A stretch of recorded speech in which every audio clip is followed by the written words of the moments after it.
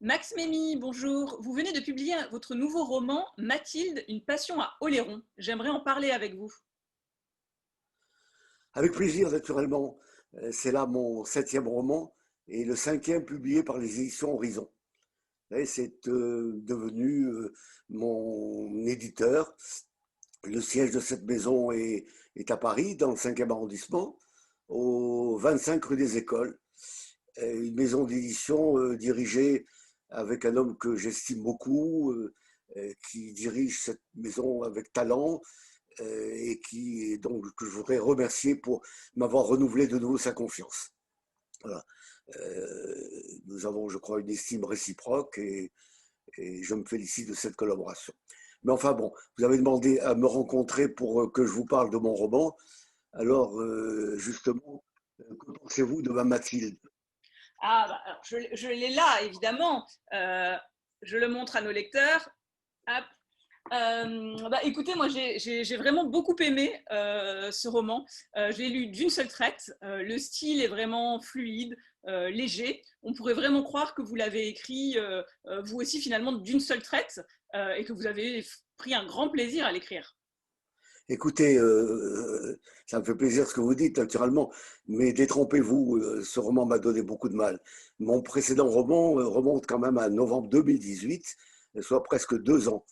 Et puis, vous savez, mon héros est si différent de moi. Pensez à un homme qui est resté chaste toute sa vie, austère, et qui en plus est grand. Je l'ai décrit comme un homme grand, beau, sportif.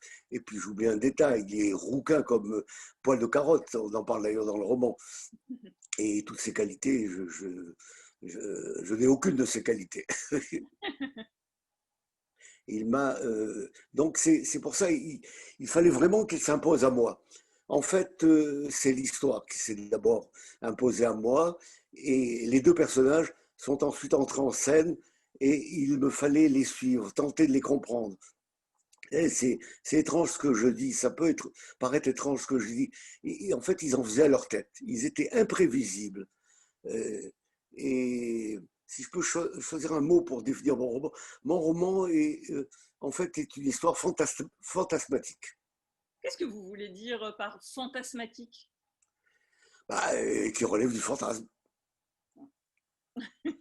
Mais plus sérieusement, j'entends par fantasme, si je peux trouver une définition exacte, j'entends par fantasme une représentation imaginaire de désirs plus ou moins conscients. Naturellement, tout le monde sait qu'un fantasme, mais pour l'écrivain que je suis, pour le romancier que je suis, c'est une représentation imaginaire de désirs, bien sûr, c'est un fantasme, donc de désirs, et plus ou moins conscient. D'accord. Et ce fantasme, il est en lien avec vous, peut-être? Oui, assurément, peut-être le dernier fantasme d'un octogénaire. Racontez-nous. Bah, imaginez qu'un homme de 80 ans, un vieil homme tout de même, qui tombe fou amoureux d'une jeune femme de 80 ans, une jeune femme de 40 ans, sa cadette, c'est une jolie histoire, j'espère, originale. Mais quand on a soi-même 80 ans, ça peut s'identifier à un fantasme, non? C'est vrai, surtout que ce n'est pas lui à l'origine qui a eu le coup de cœur pour Mathilde. C'est Mathilde, l'héroïne, qui, en plus au début de leur rencontre, a plutôt l'air de l'agacer, voire même de l'inquiéter. Qu'est-ce que c'est que cette femme qui fait irruption dans sa vie, qui vient tout bousculer, son ordre bien établi, sa sérénité. Ben, c'est vrai, c'est elle qui prend toutes les initiatives, mais c'est parce qu'il ne connaît rien, le pauvre, rien au mode d'emploi de la séduction, rien aux femmes. Mathilde, d'ailleurs, a du mal à le croire, mais Gaston, notre héros, le répète, il n'a jamais été amoureux avant cette rencontre insolite. Et puis, aussi extravagant que cela puisse paraître, il n'a même jamais approché une femme de près. Ça paraît incroyable, mais enfin, c'est mon personnage. Et c'est là que ça m'a donné du mal, effectivement, parce que c'est un personnage tout à fait à l'opposé de moi-même. Mais c'est tout de même lui qui raconte. Je le laisse parler. Lui, si chaste de nature, découvre au fur et à mesure de la relation les plus hauts sommets du plaisir. qui n'hésite pas à décrire avec des mots très crus. Euh, je suis habituellement très pudique dans ma vie personnelle, mais ma pudeur disparaît vraiment totalement dès que je me mets à écrire. Et j'ose des phrases, des situations que je n'oserais pas dans la vie de tous les jours. Et surtout, dès que je commence à donner vie à des personnages qui n'existaient pas, avant qu'ils ne s'imposent eux-mêmes à moi. Et en même temps, comment dire, j'ai besoin de me mettre à nu, sans me poser de questions, afin de transmettre le plus d'humanité possible à mes personnages. Je veux dire par là les rendre très humains, vraisemblables. Mais attention, pas forcément cohérents. On est dans le roman tout de même, dans la fiction. Un peu de folie est permis, voire nécessaire, non? Bien sûr. Et quel est votre premier déclic? Et ensuite, expliquez-nous un petit peu comment est-ce que vous écrivez. Écoutez, je vais vous faire un aveu, ce n'est pas moi qui ai écrit mes livres. Ce n'est pas vous qui écrivez vos livres. Alors là, vous nous faites une grande révélation. Si, si, bien sûr. Bah, je suis l'auteur de mes livres, j'ai un peu cabotin, un peu fait de la coquetterie, mais j'ai l'impression de me comporter comme un simple scribe, écrivant mécaniquement sous la dictée de gens venant de plus haut que moi, en tout cas de l'extérieur. Ce que je veux dire, c'est que je n'ai pas l'impression d'inventer euh, les situations, ce que disent les personnages, ce qu'ils se disent, ce qu'ils vont faire. Tout cela vraiment s'impose à moi.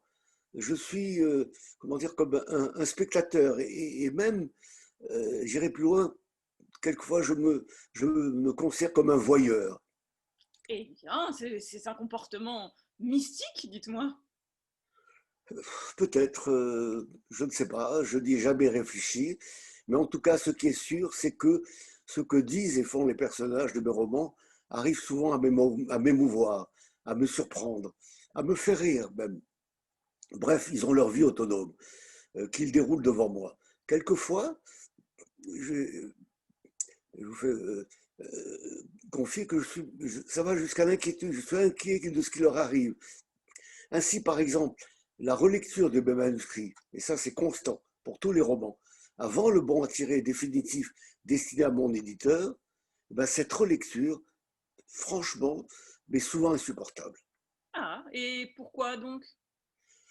Eh bien, c'est parce que c'est comme si je pénétrais dans la vie d'autrui, de gens, de vie qui n'est pas la mienne, comme un voleur. Pourtant, la connivence avec eux est indéniable. Ils m'ont contraint à partager leur intimité. Mais que de fois ai-je été obligé de me lever la nuit à des heures indues pour relater, coucher sur le papier, ce qu'ils me confiaient ou ce que j'entendais vraiment de leur conversation. C'est pour ça que j'ai tendance à dire, peut-être de façon un peu exagérée, je suis vraiment leur secrétaire. Croyez-moi, c'est vrai, quand j'écris, en tout cas, je ne sais pas où je vais, pour la seule raison que je ne sais pas où veulent aller mes personnages. Je ne veux pas vous offenser, mais je ne vous crois pas totalement. Vous avez déclaré lors d'un entretien radio que vos romans comportaient probablement un quart de vécu, le vôtre, un quart du vécu des autres et seulement 50% d'imaginaire, de fiction totale. Quand on a un tel besoin d'écrire, on ne se comporte pas seulement comme un scribe, comme vous dites. Ben, vous avez raison, vous avez raison. Je l'avoue, mais je vous assure que je découvre cela longtemps après la publication d'un roman et au travers des articles de presse qui me sont consacrés. Ces articles de presse me font finalement beaucoup de bien. Le roman se révèle à moi. Je suis loin de me rendre compte de ces différents apports qui aboutissent à ce que vous dites. Et puis finalement, n'est-ce pas vrai pour la plupart des écrivains? Quoi qu'il en soit, en ce qui me concerne, l'acte d'écrire a toujours été comme la réponse à un besoin physiologique, un besoin primaire, comme une addiction. Et ça revient de loin, et ça vient de loin. J'ai effectivement rempli de plein cahier d'écolier depuis mon adolescence. Si je n'avais pas tenu à accorder une priorité absolue à ma carrière professionnelle pour échapper à la hantise d'être pauvre, hein, cette hantise comme de la pauvreté, comme l'ont été mes parents, de manquer de tout, j'aurais très certainement publié infiniment plus de livres. Mais je n'ai pas de regrets. je me suis tiré d'affaire et pour moi, c'est l'essentiel. Je dois vous dire que après des débuts laborieux, difficiles, j'ai gravi, comme on dit, l'échelle sociale. Et moi qui n'aime pas les chiffres, vous allez rire, j'ai fait une carrière financière, employé de banque, puis conseiller technique auprès de la Chambre syndicale des banques populaires, et enfin PDG de la holding d'un grand groupe de textiles, ce qui m'a permis de ne plus avoir de soucis financiers. Je crois que c'est quelque chose d'important de ne pas être obligé de se priver de tout ce dont on a envie, tout en restant dans le raisonnable, naturellement. La précarité m'a fait toujours peur. Je vois dans les romans de mon frère Albert Memmi, il en parle très souvent. Le pauvre le terrorise. C'est aussi pour ça qu'il a voulu réussir. Euh, euh, c'est vrai que c'est dans la famille, Albert, Georges et moi, une véritable trouille de nous sentir dans le besoin, d'être obligés de vivre chichement, de peut-être dépendre des autres, d'autrui, de l'État. Voilà, donc la Et carrière professionnelle est passée vraiment en toute priorité. c'est ça. Et du coup, vous avez mis finalement ce qui est votre plus grand plaisir, donc celui d'écrire, euh, à plus tard. Vous avez reporté complètement vos ambitions littéraires. Vous avez attendu l'âge de la retraite pour enfin vous consacrer à cette passion, où voilà, vous avez enfin tout votre temps libre, plus aucune dépendance. Et non seulement vous avez enfin écrit, mais vous avez surtout enfin cherché à être publié, ce qui est très important. Je dois vous dire que cela n'est pas tout à fait exact. Peut-être pensez-vous à mes publications de ces 15 dernières années, notamment à mes essais publiés par les éditions L'Harmattan et à mes romans plus récents publiés par les éditions Horizon. Mais il faut que vous sachiez que mon premier roman date de 1984. Je n'avais que 49 ans, donc assez loin de la retraite quand même. Ce roman s'appelait Marguerite ou La mort de l'homme, publié par les éditions Les Lettres Libres. J'en ai mis pour vous un exemplaire. Ah, Ah, ça donne envie. je ne sais pas si. J'ai lu tout. Oui, oui, on le voit très bien, effectivement. Et J'ai ça, lu vos livres récents, je n'ai pas lu là est une celui-là. réédition. J'en ai profité pour, dans cette réédition, avec l'accord de l'éditeur, donner des extraits, des quantités d'extraits de presse. Ah, effectivement. Ce livre qui a été publié par un petit éditeur parisien, les Lettres Libres, a pourtant eu un succès, un certain succès, je dirais même un vrai succès. J'ai bénéficié de très nombreux articles de presse. Voilà. Et puis, bon, ça, c'est le livre qui a été publié en 84. Mais j'aurais dû faire un livre sur la femme d'Eugène Ionesco, qui s'appelait Madame, que j'aurais intitulé Madame Ionesco. J'avais contacté Eugène Ionesco après avoir pris un certain nombre de photos de lui dans une cérémonie. Et Ionesco m'avait donné son accord, je lui avais fait part de mon projet, j'avais accumulé suffisamment de matériaux pour réaliser ce travail. Eh bien, vous ne croirez pas, je me suis proprement dégonflé. La trouille, encore une fois. La Quel trouille. dommage. Il n'y a pas d'autre mot. Il en est résulté malheureusement une blessure encore béante, puisque j'en ai parlé dans au moins 3 de mes livres, et qu'aujourd'hui encore, je récidive. J'en parle encore. Bah, enfin, c'est la vie, qu'est-ce que vous voulez, c'est la vie. Une addition d'échecs, mais aussi, heureusement, quelques belles réussites à mon actif. Et puis, puisque vous me dites que j'aurais attendu seulement bon, l'âge de la retraite, personne ne le sait, sauf que j'ai évoqué la chose précisément dans ce roman édité en 84, en quelques lignes. À 21 ans, j'avais été jusqu'au bout d'un premier roman qui s'appelait Les Épines, dont j'avais soumis le manuscrit à mon frère Albert, qui avait préféré le faire lire à sa femme Germaine, laquelle avait rendu un jugement sans appel, assez étrange, je dois dire.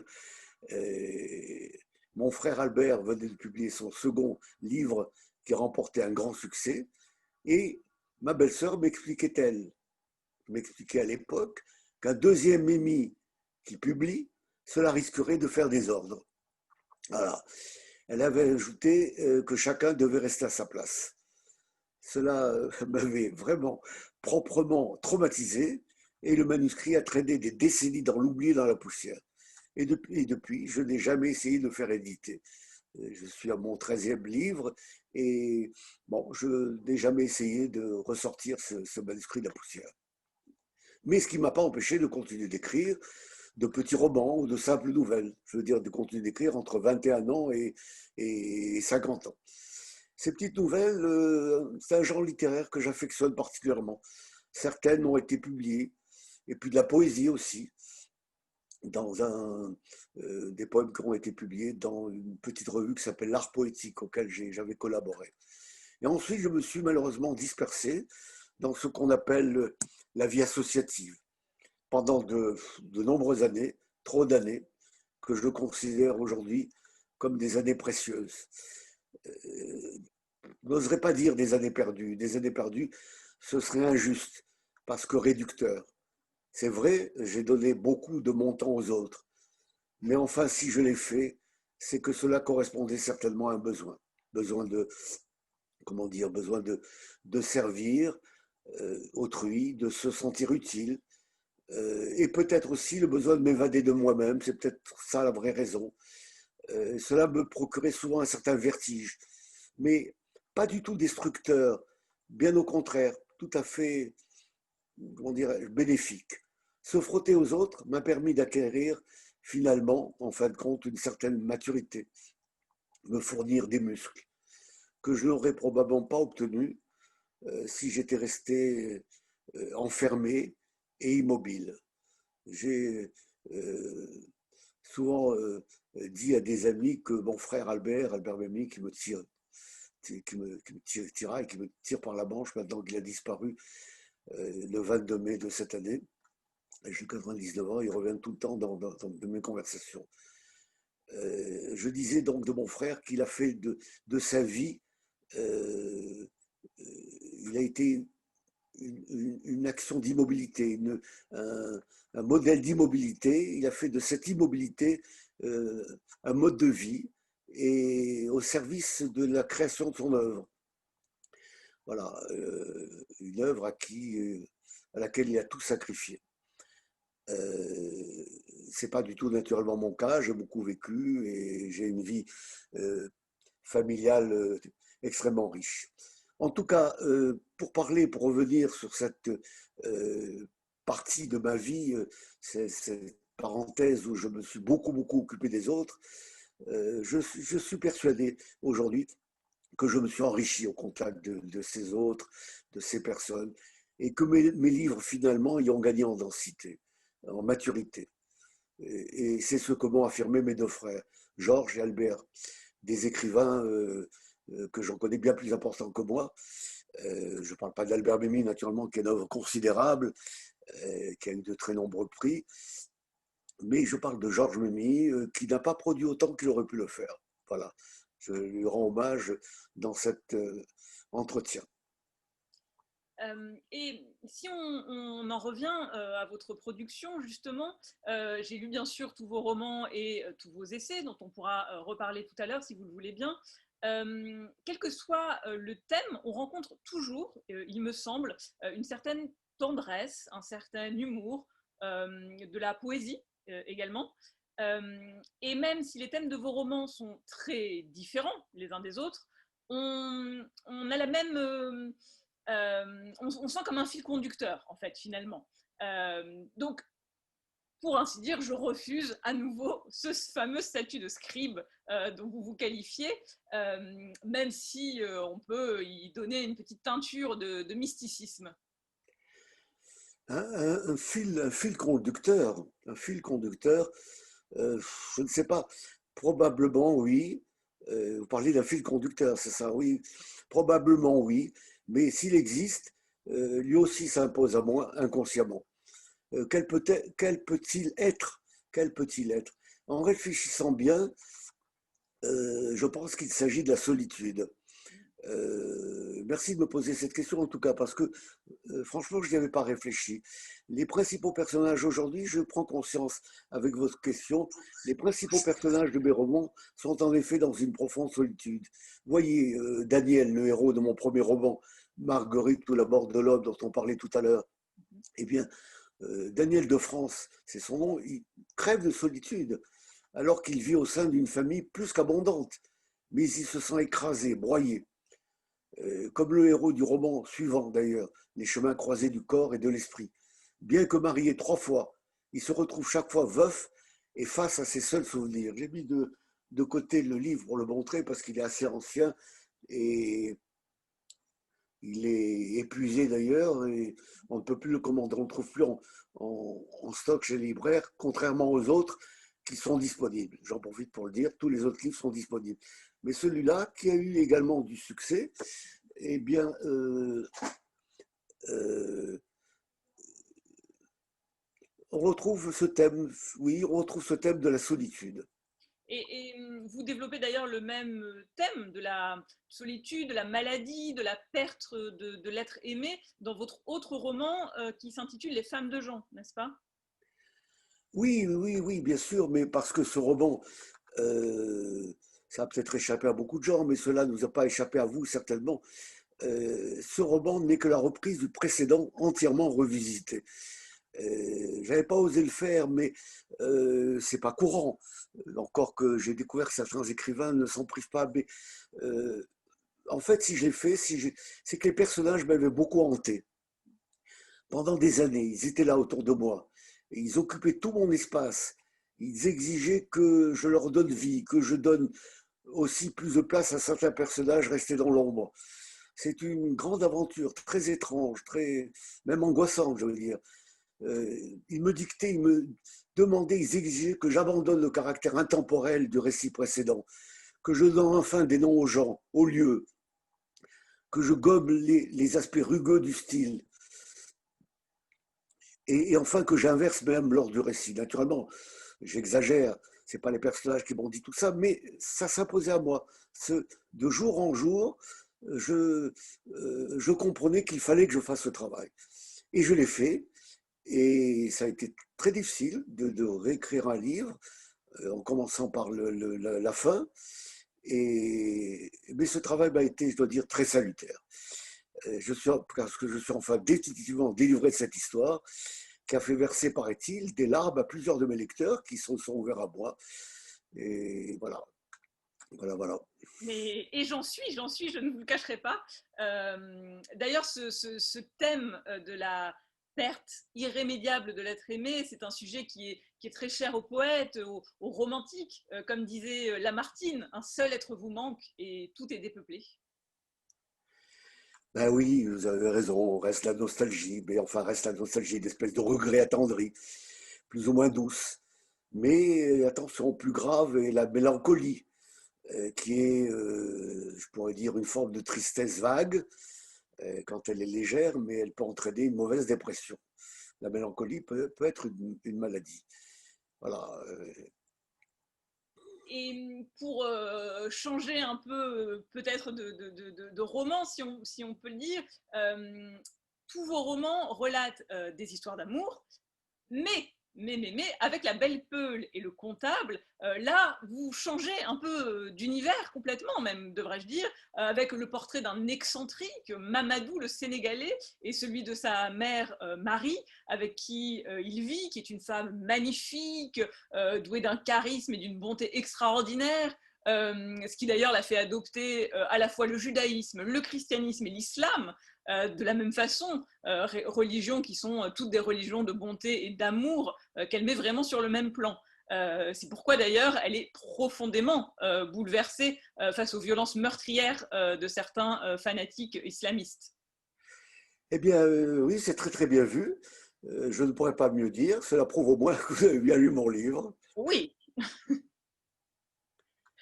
Euh, D'ailleurs, ce roman ne représente-t-il pas finalement un virage, un changement complet de ton? D'abord, je vais présenter, présenter d'abord les femmes de genre dont on a parlé tout à l'heure. Voilà, je profite lâchement de cet entretien qui va, je crois, euh, passer sur YouTube, les femmes de Jean, et puis la Belle Peule dont vous venez de parler. La Belle Peule, le comptable, voilà. Les couvertures sont très belles. La Belle Peule, le comptable. Voilà. Alors vous me demandez si ce roman ne représente pas un virage, un changement de ton. C'est bien ça. Oui, tout à fait. Et écoutez, je ne crois pas. Je ne crois pas. On retrouve toujours le thème de la solitude. Je réfléchis en même temps que vous posez des questions et encore une fois, je n'y avais pas pensé avant. Mais vraiment, on retrouve toujours le thème de la solitude que j'évoquais tout à l'heure, une solitude dans laquelle est plongé notre jeune héros, Mamadou Sy. Un clin d'œil d'ailleurs à Omar Sy, dont je dis dans le roman qu'il c'est un cousin. J'espère que si Omar Sy lit le livre, n'en voudra pas. Mamadou Sy, le nom de famille, le patronyme Sy, S-Y. C'est un garçon d'ordre, répétant invariablement les gestes de son quotidien comme des rituels sacrés, et en même temps poursuivi par des obsessions quasi métaphysiques, jusqu'à commettre mécaniquement des actes épouvantables. Voilà, je n'en dis pas plus. Il ne faut pas déflorer le suspense de l'histoire pour ceux qui n'ont pas encore lu le roman. Mais oui, la solitude est là. Ce personnage, ce Mamadou Sy qui vit pourtant avec sa mère, qui est exubérante, qui est une femme de dialogue, d'amour, eh bien, il est très, très, très seul finalement. Il est très seul et dans le roman, on ne lui connaît pas vraiment d'amis. Voilà, Mamadou. Alors, pour dire encore un mot sur ce livre, La Belle Pleure, puisque c'est vous qui l'avez évoqué, enfin, j'avais espéré que vous en parliez, puisque j'ai mis les livres de côté pour les présenter. Mamadou,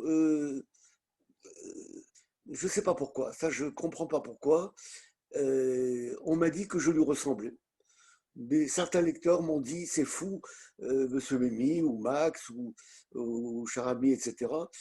On vous reconnaît dans tous les romans. Alors là, c'est un grand mystère. Je dois dire, je lève les bras au ciel et je suis dubitatif et je comprends. J'ai beau changer de thème, j'ai beau changer de sujet, j'ai beau changer de personnages qui sont à l'opposé les uns des autres, qui n'ont vraiment aucun lien, aucun. Notre meunier de la belle Mathilde et quoi de commun entre Meunier, le héros de la belle Mathilde, et Mamadou Sy et Béni. On me dit, on reconnaît, vous êtes un homme un peu maniaque, un peu organisé, répétitif, qui a des obsessions, etc. Et c'est vrai que je me rappelle que Mamadou, qui comptait les boulons dans les autobus, dans les tramways, dans le métro, il voulait les démonter, il comptait combien d'hommes, combien de femmes il y a autour de lui, combien sont jeunes, combien portent de lunettes. J'ai honte de le dire, mais après tout, les écrivains doivent se mettre à nu et tout dire. Ben, j'étais comme ça. J'ai été comme ça à une époque. Je me comportais comme ça. C'est complètement fou. C'est encore aujourd'hui d'ailleurs. Quand je suis dans un train, euh, très vite je compte combien de femmes, combien d'hommes, combien de gens portent des lunettes, combien de gens portent de jeans. Ça me navre de voir qu'il y a de plus en plus de gens qui portent des jeans, etc. Voilà. Et combien maintenant ont des portables, combien sont absents, combien sont dans leur bulle. Donc finalement, peut-être que tous ces personnages, c'est aussi un peu moi. C'est aussi un peu moi, mais vraiment dans mon inconscient alors. Est-ce qu'un écrivain peut vraiment ne pas mettre de lui dans un livre? Je pense que c'est impossible finalement, quel que soit le sujet, on ne peut pas se détacher de soi-même. Et pour revenir alors sur ce thème de la solitude dont on parlait, donc effectivement, maintenant que vous me le dites, j'en conviens, on le retrouve effectivement dans La Belle Peule et le Comptable, je vois tout à fait ce à quoi vous faites allusion. En revanche, dans Mathilde, Une passion à Oléron, est-ce qu'on ne peut pas dire que ça y est, cette fois, ce thème de la solitude a été abandonné? Ah ben nous y voilà, bien sûr, roman d'amour, une folle passion au Léron, une jeune femme exubérante, Meunier euh, euh, chasse, etc. Oui, la solitude. Mais non, je persiste et je cite. Je persiste et je cite. Je vais peut-être vous étonner, même dans Mathilde, mon dernier roman qui vient de sortir en librairie et pour lequel, entre parenthèses, je vais seulement m'interroger, mais bon, euh, fort heureusement, on a survolé toute mon œuvre, entre guillemets.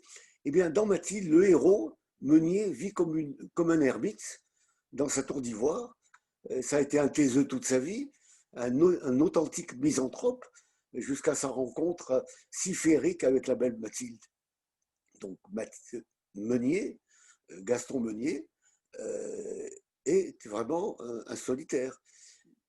Et Mathilde elle-même, alors on peut dire que non, elle est ouverte, elle est expansive. Eh bien, Mathilde elle-même, moderne, volubile, pleine de vie, je veux dire qu'il est clair qu'il lui manquait quelque chose d'essentiel à sa vie. Sinon, comment tomber follement amoureuse de cet homme qui a 40 ans de plus qu'elle tout de même? C'est vrai, effectivement. Alors on peut vraiment en conclure que voilà, c'est vraiment le thème qui parcourt l'ensemble de votre œuvre finalement. Et d'ailleurs, en reparlant de votre œuvre, en général, nous n'avons pas évoqué votre avant-dernier roman, La Genèse ou L'amour fou, qui est votre 11e livre, mais votre 6e roman. Oui, on peut en parler, bien sûr, je vous en prie, c'est un livre qui a beaucoup compté pour moi. Écoutez, allons-y, bien sûr, on peut en parler. Le sujet déjà de ce roman, s'est-il lui aussi imposé à vous? D'abord, je vois que le roman est sur une de vos étagères, et ça me fait très plaisir. Je On l'aperçois peut, ici, on peut le montrer d'ailleurs. Hop. debout sur une de nos étagères. Voilà, c'est un roman. L'illustration, l'illustration très gaie, très jolie, très, que mon éditeur Horizon a beaucoup apprécié. Cette illustration est due à mon fils Pascal, qui est un professeur de dessin, d'art, et, et peintre également. Donc c'est lui qui a fait l'illustration de la première de couverture. Eh bien, alors donc, le sujet de ce roman, vous me demandez si c'est imposé à moi également. Eh bien, mais oui, il s'est imposé à moi, après avoir écrit, mais pour des raisons totalement différentes des précédents. Après avoir écrit mon essai Être ou ne pas être juif, telle est la question. Pourquoi? Je vois qu'il est sur une de vos étagères également et Également, vraiment, on peut le mettre en valeur. Hop, je suis reconnaissant d'avoir bien préparé cette émission, peut-être le montrer même bien sûr. là. Hop, voici. Parfait, merci beaucoup. Merci beaucoup. Et donc, après avoir écrit cet essai, Être ou ne pas être juif, telle est la question. Pourquoi? Dans le but d'essayer de découvrir et de comprendre quelle est ma part réelle de judéité. J'avais pensé d'ailleurs comprendre ma part de judéité. Le déclic, ça avait été un livre, un joli livre que j'avais lu, c'était Ma part de Gaulois. J'ai oublié le nom de l'auteur, un jeune garçon, je ne sais pas si d'origine algérienne ou marocaine, qui m'avait beaucoup plu. Ma part de Gaulois, qui a eu d'ailleurs, je crois, un prix. Donc, j'ai voulu comprendre moi aussi quelle est ma part de judéité. Mes parents étaient juifs, mais avec beaucoup de folklore. C'était les fêtes juives, c'était plus une occasion de faire la fête qu'autre chose. Ils nous ont rien enseigné. Et, et je dois dire que même si je les accompagnais pour les grandes fêtes, les deux, trois grandes fêtes à la synagogue, je n'ai rien conservé de la religion juive. Je ne connaissais rien. Donc il a fallu, pour écrire ce livre, je me suis attelé, j'ai travaillé pendant près de 3 ans. Ça a occupé, confisqué près de 3 ans de mon temps. J'étais sorti de cet énorme travail complètement épuisé, comme un zombie. Parce que comprendre sa part de judéité, bien sûr, mais euh, pourquoi j'étais ou je n'étais pas juif. Mais il me paraissait aussi indispensable d'expliquer à mes lecteurs, surtout s'ils n'étaient pas juifs eux-mêmes, ce qu'était le judaïsme, de quoi je parle en quelque sorte. dire je suis, comprendre pourquoi je suis le pas juif, mais je pense que beaucoup de lecteurs me diraient oui, mais c'est quoi le judaïsme? C'est quoi? Donc, j'ai fait plusieurs chapitres pour expliquer le judaïsme, la religion des juifs, les fêtes des juifs, etc.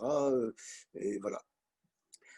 Bref, après cet essai, dont je dois dire entre parenthèses, qui a bénéficié d'une préface éloquente du célèbre philosophe et écrivain Pascal Bruckner, et qui m'a valu des entretiens radiophoniques et une bonne presse, l'écriture d'un roman s'inspirant de la Bible hébraïque, que j'avais découvert à l'occasion de cet essai. La Bible, un livre foisonnant, best-seller universel, m'a paru aller de soi. Et j'ai eu raison, parce que je me suis beaucoup amusé en accompagnant Ève, Adam, Caïn, Noé. J'en oublie, mais non, j'oublie Abraham, le père de toutes les religions, Ismaël, le père de la religion musulmane, Isaac qui j'oublie, et Joseph. Et Joseph, et j'allais encore, parce que ultra comique, oublier Dieu, l'unique, l'éternel Dieu.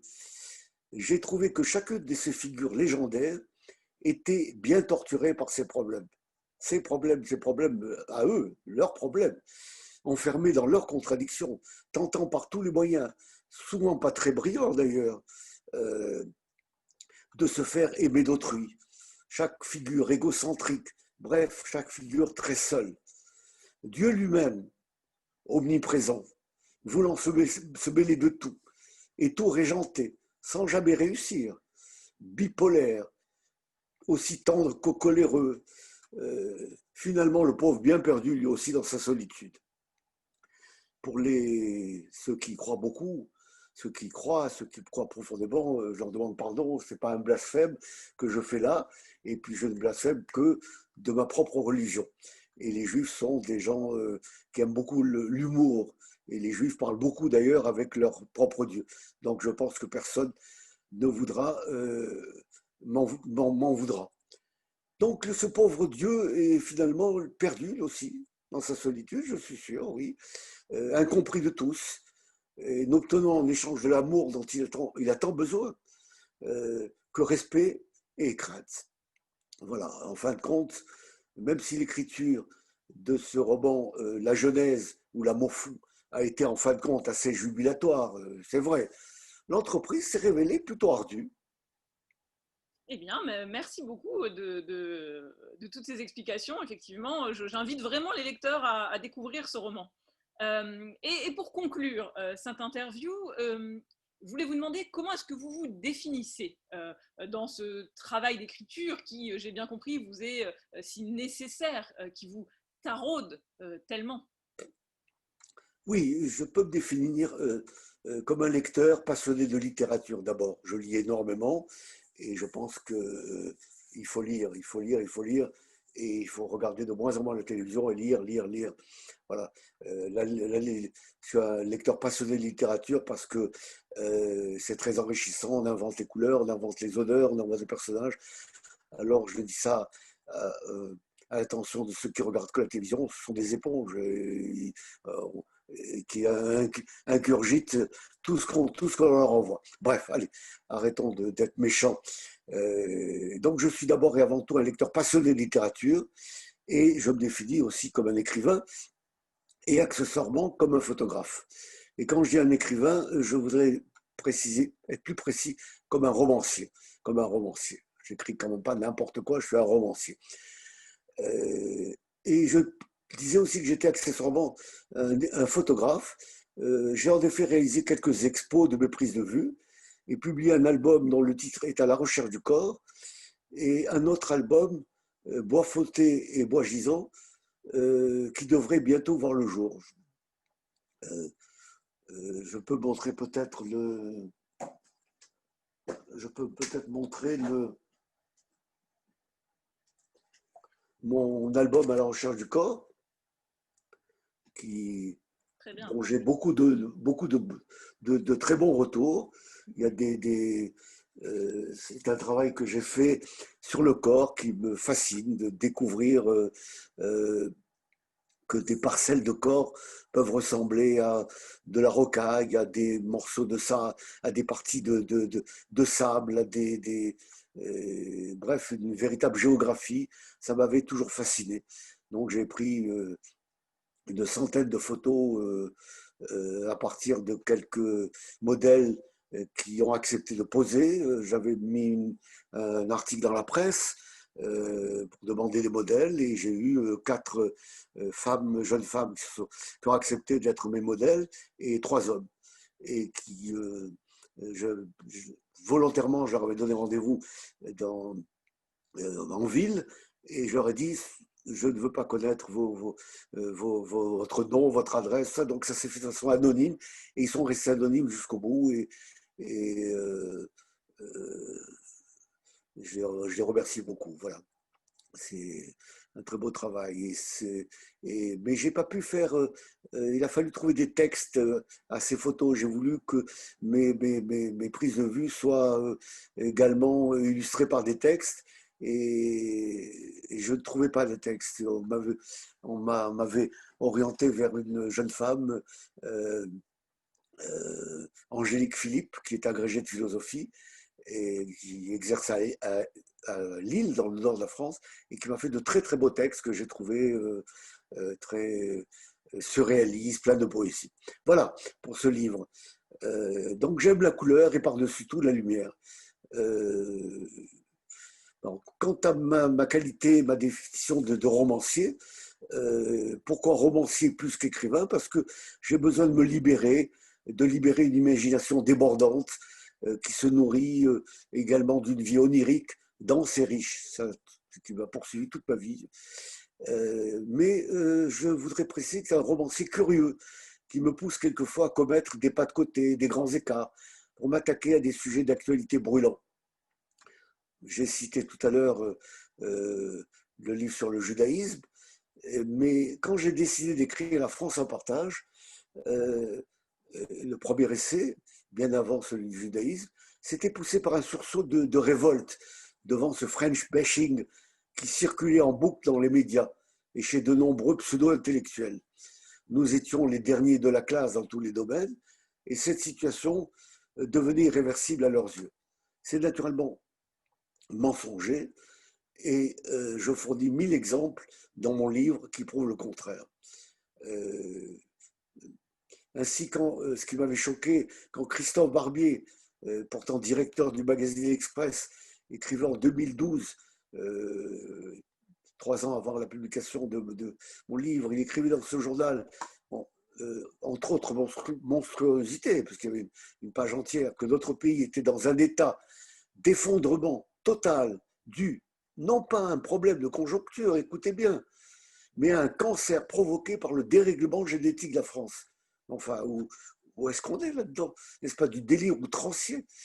Partie de ce projet, donc, de rétablir la vérité, ce livre a pris de l'ampleur, puisque j'ai fait finalement un survol de notre belle France, qui s'est traduit par un volume de quelques 300 pages, résolument optimiste, et bourré en plus d'une centaine de notes serrées et bien documentées. Là aussi, j'ai eu beaucoup de presse, beaucoup d'articles de presse, et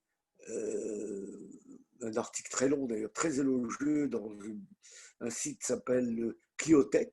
J'ai pris contact, ce sont des professeurs d'histoire-géographie qui m'ont extrêmement aimé ce livre, et je l'ai envoyé également au ministre de l'Éducation nationale de l'époque, Belkacem, Nado Belkacem, c'est ça, je crois. Nadja Vallaud-Belkacem.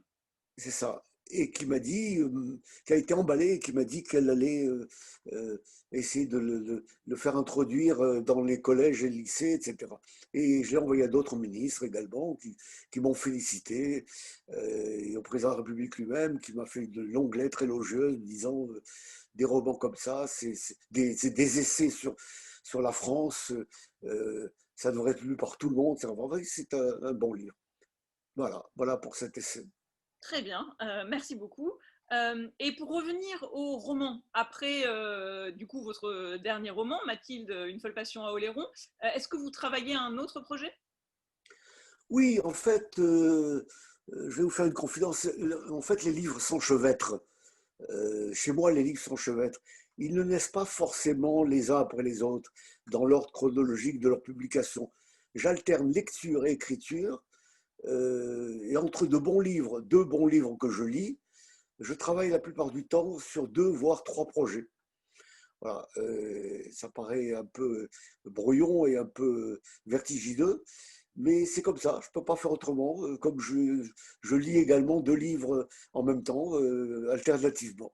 C'est ma nature. Bon, je laisse les sujets, et ensuite je laisse les sujets et les personnages m'envahir en prenant beaucoup de notes, et puis, mon Dieu, advienne que pourra.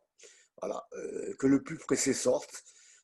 J'accepte même ce que j'appelle les mordés, c'est pas très joli ce que je dis. Et tant pis s'ils n'ont pas réussi à s'imposer à la vie livresque, naturellement. Et aujourd'hui, est-ce que vous savez celui qui a le plus de chances de naître, bien vivant et prêt à être publié? Oui, oui, mon projet le plus avancé est un roman dont j'ai même pris le risque d'annoncer la publication prochaine sur euh, au début d'ouvrage de Mathilde, Une folle passion au Léron. J'ai annoncé, j'ai pris le risque d'annoncer la publication prochaine parce que le projet est très avancé. Et le titre sera, il ne changera pas, Le cadet des deux Faber. Mais là, je vais peut-être étonner mes lecteurs parce qu'il portera sur un sujet brûlant d'actualité, peut-être même que certains trouveront violent, outrancier. Et voilà, voilà, voilà. Ah, Mais c'est un sujet d'actualité. Ouais. et lequel? Écoutez, je ne peux pas vous en dire plus. En tout cas, c'est pas sur les événements qui bousculent notre France actuellement. C'est pas sur les attentats. C'est pas sur la maladie, le virus, je dirais du tout. C'est aucun des deux grands sujets qui bousculent et qui bouleversent mes concitoyens. C'est pas sur ces deux sujets-là, en tout cas, ni le virus, ni les attentats. Les attentats, j'en ai beaucoup parlé par la bouche de la belle Marie, euh, la belle Peul, Marie, dans, dans la belle Peul, là j'y reviendrai pas. Dans ce livre, on n'en parle pas. Excusez-moi de ne pas vous en dire plus. Si je déflore le sujet, mon projet n'aboutira pas. J'ai eu l'occasion de le vérifier par le passé, et c'est bête, je suis donc devenu très superstitieux. Alors, du coup, une dernière question, si vous le voulez bien. De quoi finalement êtes-vous le plus fier dans votre parcours de vie, dans vos romans, dans votre carrière professionnelle? Euh, voilà, de quoi êtes-vous le plus fier? Écoutez, sans aucune hésitation, il ne s'agit plus de mes livres, je considère que la plus belle trace, la plus passionnante qu'un être peut laisser, je ne dirais pas ma descendance parce que je n'aime pas le mot, mais c'est de cela qu'il s'agit, je préfère celui d'ascendant, mais vous l'avez compris, il s'agit de mes 5 enfants, de mes 10 petits-enfants et de mes 2 arrière-petits-enfants. Je suis fier de leur existence, ils sont beaux, intelligents, bien structurés, ils n'arrêtent pas de m'émouvoir. J'éprouve une grande gratitude pour leur mère, naturellement. C'est elle qui a fait le plus gros du travail. Je vous confesse qu'il n'en a fallu pas moins de 3 biologiques et une adoptive pour créer ce magnifique petit monde. Ah là, j'en parle avec beaucoup de passion. Et par contre, ce ne sont pas des accidents de la vie. Quand j'entends quelquefois avec tristesse et effroi de la bouche de certains parents, mais non, pour moi, ce sont toujours de véritables actes d'amour. Là, vous touchez un point très sensible de ma vie. C'est très beau ce que vous dites. Et vos livres, du coup, dans tout ça? Oui, ce sont aussi comme mes enfants. Ils ont été faits avec ma sueur et mon sang et le plus d'amour possible. Et encore un mot pour terminer, si c'est possible, quel est le mot, justement, que vous aimez le plus? Oh, il y en a plusieurs. L'amitié, par exemple, est le bien le plus précieux, mais c'est le beau partage que je retiendrai. Il évoque la solidarité, la communication, la compréhension, la complicité, que sais-je, le plaisir et le rire. Très bien. Merci beaucoup, Max Mémy, de nous avoir offert ce Merci à petit vous, moment. merci à vous, Et je merci infiniment. remonte pour terminer ce dernier roman, donc Mathilde, Une passion à Oléron, qui est Merci beaucoup, en vente en ce moment merci aux beaucoup pour éditions votre Odile. patience et pour vos excellentes questions. Merci beaucoup. Au revoir. Je vous en prie, au revoir.